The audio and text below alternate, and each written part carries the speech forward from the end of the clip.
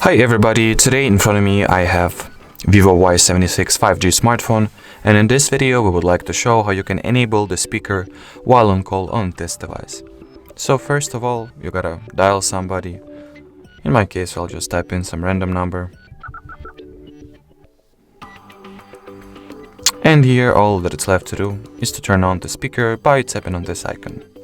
And if the icon of the speaker turned gray, that ultimately means that the speaker is successfully enabled.